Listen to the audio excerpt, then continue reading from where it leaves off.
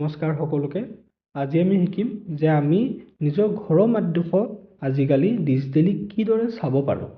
আমাৰ ওচৰত আগৰ দিনৰ সেই হাতে লিখাটো জমাবন্দীখন অলৰেডি আছেই, বাট এতিয়া যিহেতু চব আমাৰ ডিজিটেলি হৈ গৈছে, চ' আমি ডিজিটেলি আমাৰ মাটিডোখৰ বিষয়ে কেনেকৈ জানিব পাৰিম। তাৰ কাৰণে আমি সবচে প্ৰথম জমাবন্দী বা জমাবন্দী অসম বুলি আমি সাৰ্চ কৰি দিলে হ'ব। সাৰ্চ কৰি দিয়াৰ পিছত আমি এইখিনি ডিটেইলছ দুটা ৱেবছাইটত গম পাব পাৰোঁ। এটা হৈছে আপোনাৰ landhub.assam.gov.in আৰু আনটো হৈছে ilrms.assam.gov.in। এই দুটা ৱেবছাইটতে খুব সহজভাৱে আমি ঘৰতে বহি জমাবন্দীখিনি ডিটেইলছ আমি চাব পাৰোঁ। ধৰি লওক কাৰ নামত আছে, আগতে কাৰ নামত আছিলে, মাটি কিমান আছে, ম্যাদী হয় নহয়, আমি সেই সকলোখিনি ডিটেইলছ এই দুটা ৱেবছাইটতে চাব পাৰোঁ। যিকোনো ৱেবছাইট এতিয়া আমি অপেন কৰি ল'লোঁ। অপেন কৰাৰ পিছত আমাৰ ইয়াত আপুনি দেখিব যে ডিষ্ট্ৰিক্ট খুজিছে, সাব ডিষ্ট্ৰিক্ট খুজিছে। আমি ফৰ এক্সাম্পল যদি আমি ল'ব যাওঁ তেন্তে আমি ডিষ্ট্ৰিক্ট ধৰি লওক আমি ল'লোঁ ধেমাজিয়ে লৈ ল'লোঁ ডিষ্ট্ৰিক্ট। সাব ডিষ্ট্ৰিক্ট আপোনাৰ দুটা পৰে, ধেমাজি আৰু জোনাই। আমি ধেমাজিয়ে লৈ লৈছোঁ। চাৰ্কুল আপোনাৰ ধেমাজি, গোগামুখ আৰু চিচি বগাঁও আছে, আমি ধেমাজিয়ে লৈ লৈছোঁ। ইয়াতো মৌজা ধেমাজি, লাট নাম্বাৰ আপোনাৰ পুৰণা জমাবন্দী যদি আছে, সেই হাতে লিখা জমাবন্দীখন যদি আছে, তাতে আপোনালোকে পাব লাট নাম্বাৰটো লিখাই থাকে তাতে। সেই লাট নাম্বাৰটো আপোনাৰ চিলেক্ট কৰি ল'ব। ধৰি লওক মই লাট নাম্বাৰ 1 চিলেক্ট কৰি দিছোঁ। ভিলেজ আমি চিলেক্ট কৰিব লাগিব। সেই লাটত বহুত ভিলেজ থাকে, আপোনাৰ যোনটো ভিলেজত পৰে তাত লিখাই থাকিব। আপুনি মই ইয়াত দি দিছোঁ নিমাতীচুক। তাত আপোনাৰ পটা নম্বৰটো আমি যদি গম পাওঁ, ইয়াত আমি পটাটো দি দিলে হ'ব।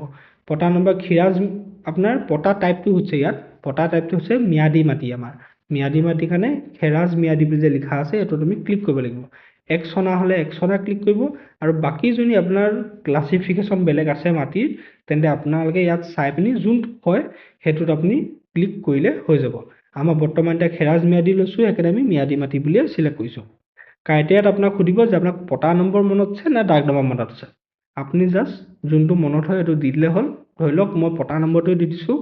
পটা নম্বৰ ইয়াত আপোনাৰ ঢেৰ নম্বৰ আছে, আপোনাৰ যোনটো নম্বৰ হয় সেইটো আপুনি দি দিব। মই আপোনাৰ 135 দিছোঁ। তাৰপিছত আপোনালোকে নিজৰ কেপচাটো ফিল আপ কৰিব।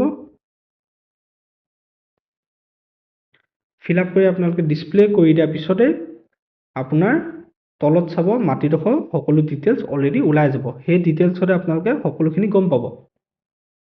ঠিক তেনেদৰে আপোনাৰ নেক্সট ৱেবছাইটটো ছেমেই হয়। তাতো আপোনালোকে সকলোখিনি মাটিৰ ডিটেইলছ চাব পাৰিব। ইয়াত ধৰি লওক আপোনাৰ ইটোৰ দৰে লাট নাম্বাৰ বুলি নাথাকে। ইয়াত আপোনাৰ ডাইৰেক্ট আপোনালোকে ডিষ্ট্ৰিক্ট মাৰি দিলে নলবাৰী, চাৰ্কুল মাৰি দিলে যোনটো চাৰ্কুল হয় সেইটো মাৰি দিব। তাৰপিছত আপোনালোকৰ ডাইৰেক্ট সকলোখিনি লাট নাম্বাৰ নোহোৱাকৈ আপোনাৰ যিমানখিনি অল টোটেল আপোনাৰ আছে গাঁও বা ভিলেজ যিমানখিনি আছে সকলোখিনি ইয়াতে আপোনাৰ ওলাই যাব। তাতে আপোনালোকে নিজৰ গাঁওখনৰ ফাৰ্ষ্ট নেমটো মাৰি পিনিও চাব পাৰে, বা আপুনি যদি বিচাৰি পায় তেন্তে ইয়াতে আপোনালোকে চাৰ্চ কৰিব পাৰে। চাৰ্চ কৰি মেলি দিয়াৰ পিছতে আপোনাৰ দেখিব যে এনেকৈ আপোনাৰ পেজ এটা খোল খাব, য'ত আপোনালোকে চাৰ্চ বাই ডাগ নাম্বাৰ দি কেপচা ফিল আপ কৰি চাৰ্চ কৰি দিলে ওলাই যাব। বা চাৰ্চ বাই পটা নম্বৰটো যদি আপোনাৰ আছে তেন্তে পটা নম্বৰ দি কৰিব। বা যদি আপোনাৰ নামটোকে একদম কাৰেক্টভাৱে মনত আছে, জমাবন্দীত কেনেকৈ লিখা আছিলে, তেতিয়া আপুনি চাৰ্চ বাই পটাধৰ নাম বুলি ইয়াত চাৰ্চ কৰি আপোনালোকে উলিয়াব পাৰিব। চ' আমি এইটো গম পালোঁ যে খুব সহজভাৱে আমি ঘৰত বহিয়ে এটা মাটিৰ জমাবন্দী সকলোখিনি আমি চাব পাৰোঁ।